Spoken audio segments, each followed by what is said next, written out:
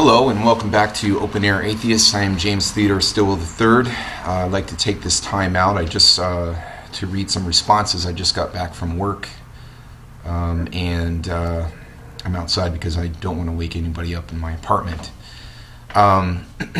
Here we go. I'm going to read a response first from Random Theology.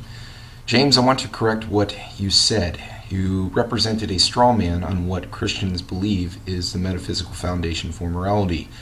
Moral obligations do not derive from consequences, punishment.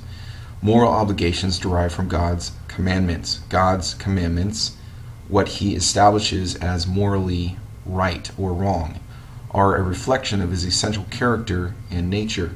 God is spirit, and those who worship him must worship him in spirit and in truth. Well, the comment on this, first of all, I understand what you're saying here, but I want to disagree with you. Not all Christians hold your view, but you seem to, the way you state things here, you seem to claim that all Christians believe the same thing, and you know that's not true.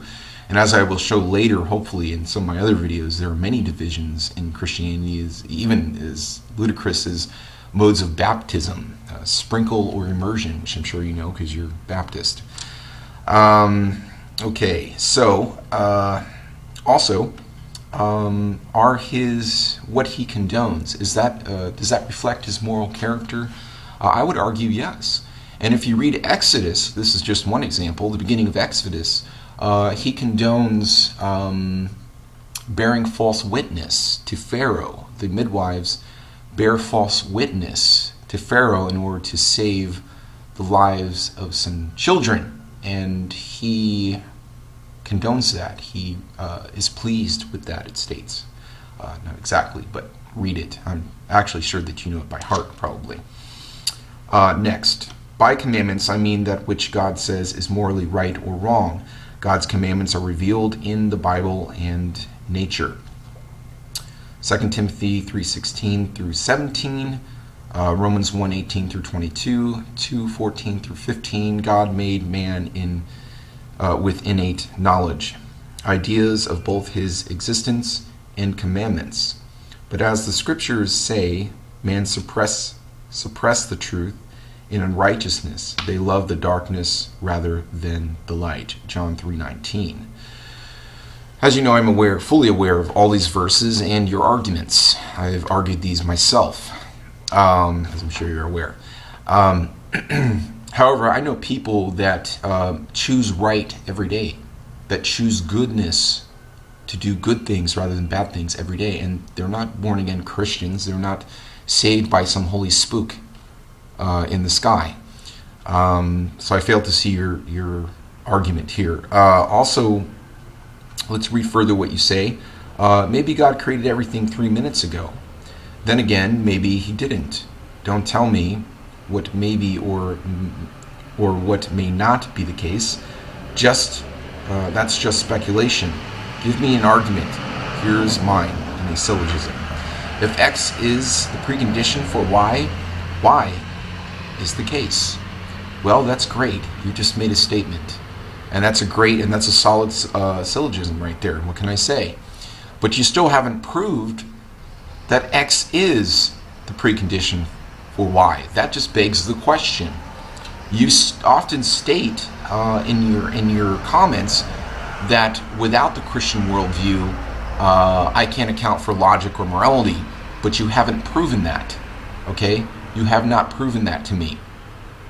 All right, because I could cite other religions, such as Judaism, for one. I could also cite Islam. I could cite their God.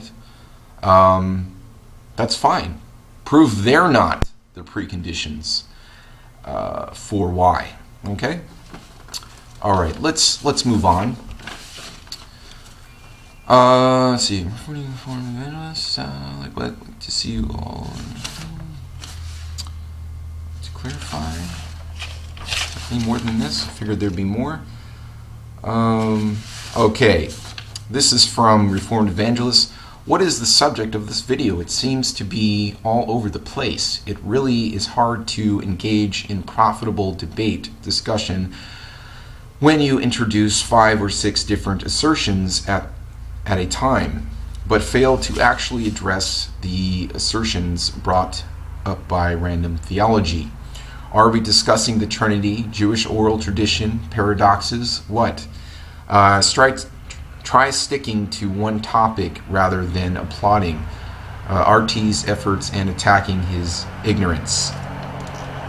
First of all, let me note that I'm the one who opened up this debate. I asked you, I refuted you on the Trinity. You can say I didn't refute you and I attempted to, whatever you want to say. I had many questions in there and many things that I touched on, and you pick and chose what you were going to comment on and left the rest alone because you didn't have answers for those. So you were all over the place as well.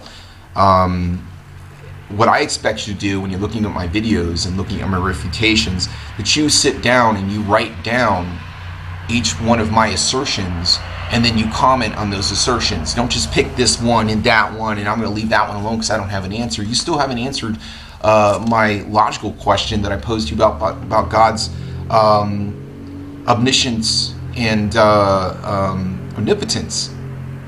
So you still haven't even addressed that, and I bet you can't address that. Your apology is appreciated, well received. No harm, no foul.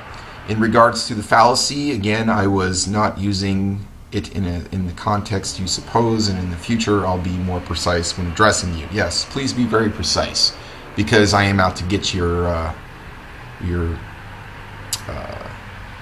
arguments. I'm out to get you. I'm just going to let you know that right now. As far as debates, I'm looking for anything, and I think I've made that pretty clear. I'm looking for any way to refute you. And just as you're doing to me, right? What is a debate? That's what a debate is.